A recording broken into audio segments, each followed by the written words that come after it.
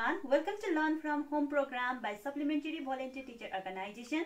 And today in this video we are going to learn about hypothalamus. है हामीले last क्लासमा के हेरेको थियौ about animal hormone है हामीले animal hormone को बारेमा जानेको थियौ ओभरअल भ्यूहरु हेरेको थियौ एउटा बेसिक आइडिया हामीले animal hormone को बारेमा पढिसकेको छौं र आज हामी के पढ्ने छौं ह्युमन इन्डोक्राइन सिस्टम को फर्स्ट hypothalamus है र hypothalamus देखिनको आज हामी हेर्ने छौं र एक्चुअली हाइपोथालामस भन्दाखेरि एउटा अलिकति कन्फ्युजन हुन्छ के कन्फ्युजन हुन्छ भन्दाखेरि हाइपोथालामस चाहिँ नर्भस सिस्टमको पार्ट हो कि इन्डोक्राइन सिस्टमको पार्ट हो त्यो अलिकति कन्फ्युजन हुन्छ है र अब हेर्नुहोस् के हुन्छ भन्दाखेरि यो जुन चाहिँ हाइपोथालामस छ hypothalamus it is a part of brain है यो केको पार्ट हो ब्रेनको पार्ट हो बट के हुन्छ it secrete or it produce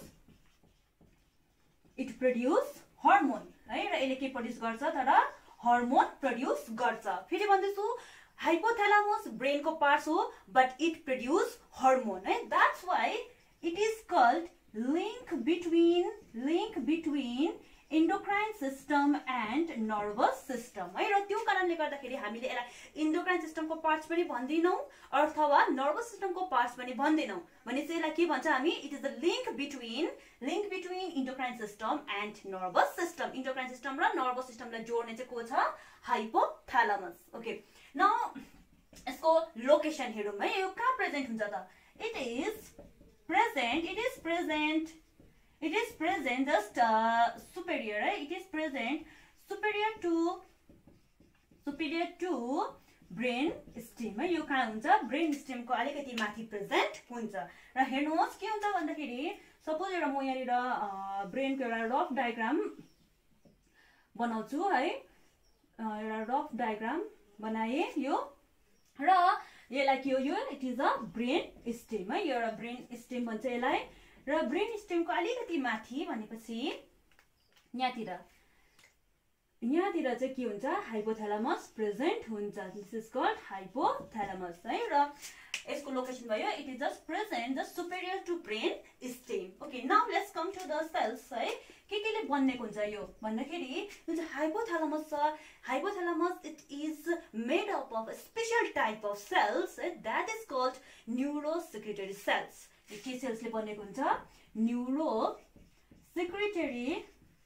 neurosecretory सेल्सले यो बनेको हुन्छ र अब यो सेल्सहरुले के प्रोड्युस गर्छ यो सेल्सहरुले थुप्रै हार्मोनहरु प्रोड्युस गर्छ है र यो हार्मोनहरुलाई हामी के भन्छौं न्यूरो हार्मोन है के भन्छौ न्यूरो हार्मोन हेर्नुहोस् न्यूरोसेक्रेटरी सेल्सले बनेको हुन्छ हाइपोथालामस र न्यूरोसेक्रेटरी सेल्सहरुले के प्रोड्युस गर्छ हार्मोन प्रोड्युस गर्छ र त्यो हार्मोनलाई हामी के भन्छौ न्यूरो हार्मोन भनेर भन्छौ र यो न्यूरो हार्मोनलाई हामीले चारटा भागमा डिवाइड गर्न सक्छौ है र के भन्दाखेरि नम्बर 1 रिलिजिङ हार्मोन के हुन्छ रिलिजिङ हार्मोन अर्को हुन्छ इन्हिबिटरी हार्मोन र त्यसरी नै अर्को हुन्छ अक्सिटोसिन र अर्को हुन्छ एडीएच हार्मोन भनेपछि यो चार प्रकारको हार्मोन चाहिँ कोले प्रोड्युस गर्छ न्यूरो हार्मोनले प्रोड्युस गर्छ न्यूरोसेक्रेटरी सेल्सले प्रोड्युस गर्छ र त्यसलाई भन्छ न्यूरो हार्मोन र यो कति प्रकारमा हुन्छ चार भागमा हामीले डिवाइड गर्न सक्छ releasing hormone inhibitory hormone oxytocin र अर्को हुन्छ एडीएच हार्मोन र अब यहाँ एउटा कुरा बुझौं जुन चाहिँ यो न्यूरो हार्मोनहरु छ हाइपोथालामसले प्रोड्युस गरिसकेपछि यो कहाँ जान्छ यो काटेर जान्छ पिट्युटरी ग्ल्यान्ड्स भएकोमा जान्छ है र पिट्युटरी ग्ल्यान्ड्स हेर्नुहोस् जुन चाहिँ यो रिलिजिङ हार्मोन र इन्हिबिटरी हार्मोन छ यो काटेर गयो अब पिट्युटरी ग्ल्यान्ड भएकोमा जान्छ र यो हार्मोन पिट्युटरी ग्ल्यान्डकोमा गएर पिट्युटरी ग्ल्यान्डको सिक्रेसनलाई रेगुलेट गर्ने काम गर्छ दैट्स व्हाई हामी के लेखौं it also regulate the different functions of pituitary gland है र पिट्युटरी ग्ल्यान्डको थुप्रै फंक्शन्सहरुलाई यसले रेगुलेट गर्ने काम गर्छ है र फेरि भन्दैछु म यो हाइपोथालामस चाहिँ के हो it is neither a part of endocrine system और नर्भस सिस्टम है र यो चाहिँ एउटा के हो it is a link between endocrine system and nervous system है र के हुन्छ भन्दाखेरि it is present just superior to brain stem है। ब्रेन स्टेमको अलिकति माथि मात्रै यो के हुन्छ प्रेजेन्ट हुन्छ र यो कोही सेल्सले बनेको हुन्छ न्यूरो सेक्रेटरी सेल्सले बनेको हुन्छ र यो सेल्सले थुप्रै हर्मोनहरू प्रड्युस गर्छ जसलाई हामी के भन्छौँ न्यूरो हर्मोन भनेर भन्छौँ है। र यो न्यूरो हर्मोनलाई हामीले चारवटा क्याटेगोरीमा डिभाइड गर्न सक्छौँ। एउटा releasing hormone, inhibitory hormone, oxytocin र एडीएच अथवा एन्टी डायुरेटिक हर्मोन अर भ्यासोप्रेसिन भनेर पनि हामी भन्छौँ एडीएच हर्मोनलाई। र अब जुन चाहिँ यो हर्मोनहरू छ यो hypothalamus it is link with pituitary gland है। यो कोसँग लिङ्क भएको हुन्छ पिट्युटरी ग्ल्यान्डसँग लिङ्क भएको हुन्छ र त्यो कारणले गर्दाखेरि अब यो न्यूरो हर्मोन्सहरू कहाँ भएकोमा जान्छ पिट्युटरी ग्ल्यान्डकोमा जान्छ र पिट्युटरी ग्ल्यान्डलाई के गर्ने काम गर्छ रेगुलेट गर्ने काम गर्छ। भनेपछि हाइपोथ्यालामसले कसलाई रेगुलेट गर्यो पिट्युटरी ग्ल्यान्डलाई रेगुलेट गर्यो र दिस इज अबाउट हाइपोथ्यालामस है। र अब नेक्स्ट हामी हेर्नेछौँ pituitary gland.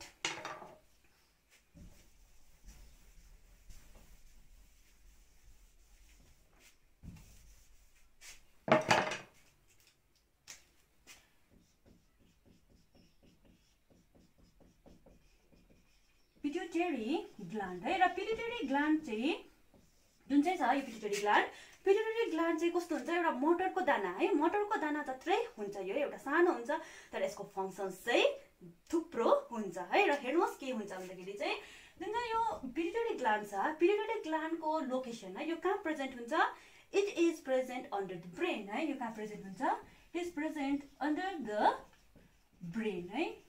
Is present under the brain है। यहाँनिर जस्तै यो हाइपोथ्यालामसको अलिकति मुनि यहाँतिर प्रेजेन्ट हुन्छ। एक्चुअली यहाँ के भएको हुन्छ जुन चाहिँ यो स्फेनोइड बोन हुन्छ है यो स्फेनोइड बोनमा अलिकति के भएको हुन्छ अलिकति यहाँनिर डिप्रेसन भएको हुन्छ है। त्यो डिप्रेसनलाई के भन्छौँ हामी सेला SELLA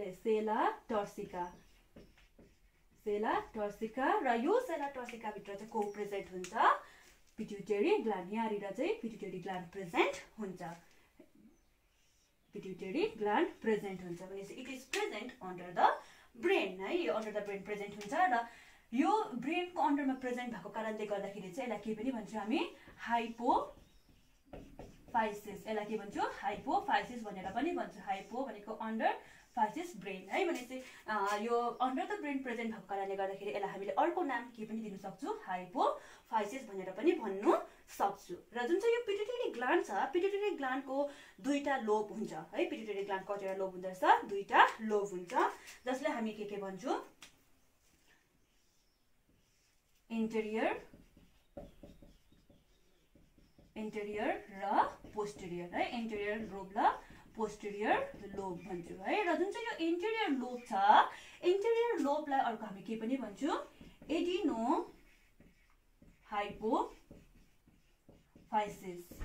हाइपोफाइसिस पनि भन्छौँ है। र जुन चाहिँ यो पोस्टेरियर लोब छ यसलाई के पनि भन्छौँ हामी neuro hypophysis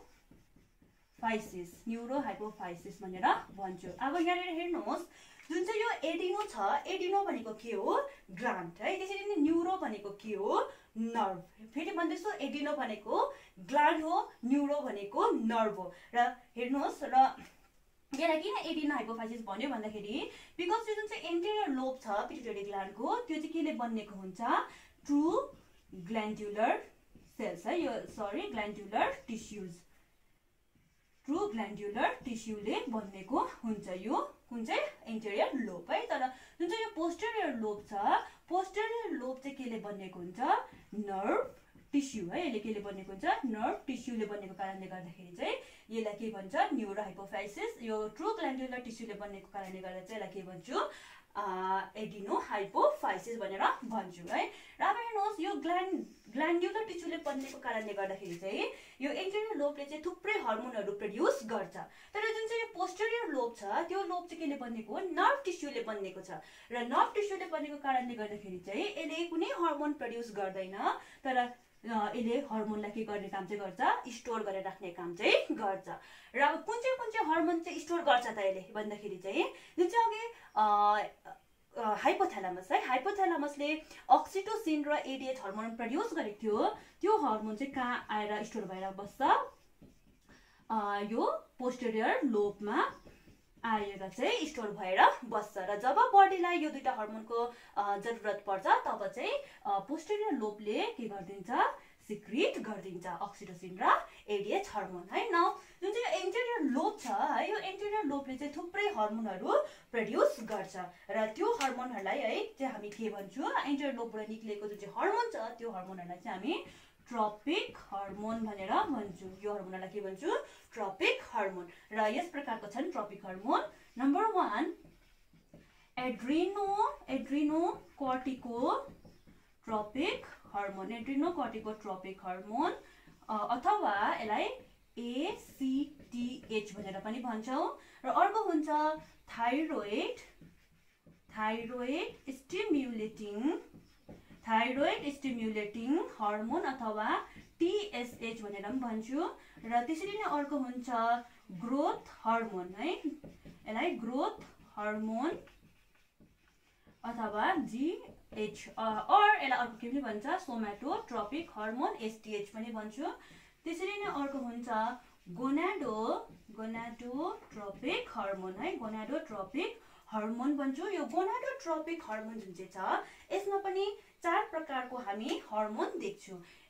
number 1 follicle stimulating hormone, number 2 luteinising hormone, number 3 interstitial cell stimulating hormone र अर्को लास्ट हर्मोन हुन्छ प्रोल्याक्टिन है के हुन्छ प्रोल्याक्टिन र यो भयो ट्रोपिक हर्मोन है। पिट्युटरी ग्ल्यान्डलाई हाइपोफाइसिस पनि भन्छौँ बिकज अफ इट्स लोकेसन कहाँ रिप्रेजेन्ट हुन्छ यो अन्डर द ब्रेन है। यसको दुईटा पार्ट छ पोस्टेरियर एन्टेरियर र पोस्टेरियर। एन्टेरियर लोब ग्ल्यान्डुलर टिस्युले बनिएको हुन्छ र त्यो कारणले थुप्रै हर्मोनहरू निकाल्छ। त्यो हर्मोनहरूलाई ट्रोपिक हर्मोन भन्छु है। किन ट्रोपिक हर्मोन भन्छु भन्दाखेरि चाहिँ यो हर्मोनहरूले चाहिँ खास टार्गेट चाहिँ अर्कै ग्ल्यान्ड हुन्छ बुझ्नुभयो अरू ग्ल्यान्ड हुन्छ यो निक्लिनु एउटा ग्ल्यान्डबाट निक्लिन्छ तर त्यसको टार्गेट चाहिँ अरू ग्ल्यान्ड हुन्छ त्यो कारणले गर्दाखेरि यसलाई ट्रोपिक हर्मोन भन्छु। ट्रोपिक हर्मोनमा 4 प्रकारको हर्मोनहरू आउँछ। ACTH भनेको एड्रिनोकर्टिकोट्रोपिक हर्मोन, TSH भनेको थाइरोइड स्टिमुलेटिङ हर्मोन, GH अथवा ग्रोथ हर्मोन अथवा STH सोमाटोट्रोपिक हर्मोन र त्यसरी नै नम्बर 4 मा गोनाडोट्रोपिक हर्मोन। गोनाडोट्रोपिक हर्मोनमा FSH भनेको फोलिकल स्टिमुलेटिङ हर्मोन, LH भनेको ल्युटिनाइजिङ हर्मोन, ICSH भनेको इन्टरस्टिशियल सेल स्टिमुलेटिङ हर्मोन र त्यसरी नै लास्टमा इज प्रोल्याक्टिन है। र अब पोस्टेरियर जुन चाहिँ लोब छ है त्यो न्युरो हाइपोफाइसिस नर्भ टिस्युले बनेको हुन्छ र खाली यसले हर्मोन स्टोर गरेर मात्रै राख्छ। कुन चाहिँ हर्मोन स्टोर गरेर राख्छ अक्सिटोसिन र भेसोप्रेसिन भनेको अथवा ADH एन्टी डायुरेटिक हर्मोन है। र अब यो जुन चाहिँ ट्रोपिक हर्मोनहरू छ यिनीहरूले के काम गर्छ त भन्दाखेरि चाहिँ जुन चाहिँ यो ACTH हर्मोन छ यो हर्मोन अब इन्टेरियर लोब अफ पिट्युटरी ग्ल्यान्डबाट निक्लिएर चाहिँ यो कहाँ जान्छ एड्रिनल कर्टेक्स है। सपोज यो ग्ल्यान्ड भयो कुन चाहिँ ग्ल्यान्ड एड्रिनल ग्ल्यान्ड भयो भने यो बाहिरपट्टिकोलाई चाहिँ के भन्छ कर्टेक्स है यसलाई के भन्छ कर्टेक्स र यसलाई के भन्छ मिड्युला। र अब यो जुन चाहिँ ACTH छ यो कहाँ जान्छ बाहिर एड्रिनल कर्टेक्सकोमा जान्छ र यहाँनिर यसलाई के गरिदिन्छ स्टिमुलेट गरिदिन्छ है टु प्रड्युस इट्स हर्मोन यसको आफ्नो हर्मोन निकाल भनेर यसले भन्छ। त्यसरी नै थाइरोइड स्टिमुलेटिङ हर्मोन जुन चाहिँ छ यो हर्मोन अब इन्टेरियर लोब अफ पिट्युटरीबाट निक्लिएर यो कहाँ जान्छ थाइरोइड ग्ल्यान्डमा जान्छ र थाइरोइड ग्ल्यान्डलाई के गर्नु लगाउँछ यसलाई आफ्नो हर्मोन निकाल्नु लगाउँछ। त्यसरी नै ग्रोथ हर्मोन जुन चाहिँ छ यो ग्रोथ हर्मोन यहाँबाट इन्टेरियर लोबबाट निक्लेपछि यो थ्रुआउट द बडीमा भएको जुन चाहिँ सेल्सहरू छ त्यहाँ सेल्समा जान्छ र सेल्सहरूलाई के गरिदिन्छ स्टिमुलेट गरिदिन्छ for their growth repair and reproduction है। र लास्ट जुन चाहिँ यो गोनाडोट्रोपिक हर्मोन छ गोनाडोट्रोपिक हर्मोनमा FSH that is follicle stimulating hormone है।